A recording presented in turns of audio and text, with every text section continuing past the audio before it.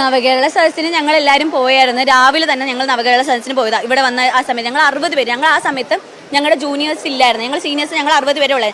ഞങ്ങൾ 60 പേരും നവകേരള സദസ്സിൽ അന്ന് പോയി. രാവിലെ തൊട്ട് അത് തീരുന്നത് വരെ ഞങ്ങൾ ഇരുന്ന് ഞങ്ങൾക്ക് മന്ത്രി ഒന്ന് കണ്ട് നേരിട്ട് ഞങ്ങളുടെ കാര്യങ്ങൾ പറയാം. ഞങ്ങളെ ഒന്ന് കാണാവട്ടെ, മന്ത്രി അപ്പോഴേ ഇറങ്ങിപ്പോയി. ഞങ്ങൾക്ക് മന്ത്രിയെ കാണാൻ പോലും പറ്റിയില്ല. ആ നവകേരള ഞങ്ങൾ ശരിക്കും കോന്നി മെഡിക്കൽ കോളേജിൽ വരേണ്ട പിള്ളേരാണ്. ഞങ്ങൾ എങ്ങനെ ഈ കെട്ടിടത്തിലായെന്ന് ഞങ്ങൾക്ക് അറിഞ്ഞുകൂടാ. ബാക്കിയുള്ള എല്ലാ 14 കോളേജിൽ 13 നേഴ്സിംഗ് കോളേജ് ഇരിക്കുന്നത് അതാത് മെഡിക്കൽ കോളേജിൻ്റെ അണ്ടറിലാണ്. ഞങ്ങൾ മാത്രമാണ് ഇങ്ങനെ ഒറ്റപ്പെട്ടു പോയത്. ഇപ്പോൾ പുറത്തോട്ട് ഇറങ്ങിയാൽ നിങ്ങൾ എവിടെ പഠിക്കുന്നതെന്ന് ചോദിച്ചാൽ ഞങ്ങളിവിടെ പത്തനംതിട്ടയിലാണെന്ന് പറയുമ്പോൾ അവർ അത് നിങ്ങൾ എന്ത് ഗവൺമെൻറ് പിള്ളേരല്ലേ, നിങ്ങൾ കോന്നി മെഡിക്കൽ കോളേജിലല്ലേ വരണ്ടേ? അവരോട് പറയാൻ ഞങ്ങൾക്ക് വാക്കുകളില്ല. നമ്മളെല്ലാവരുടെയും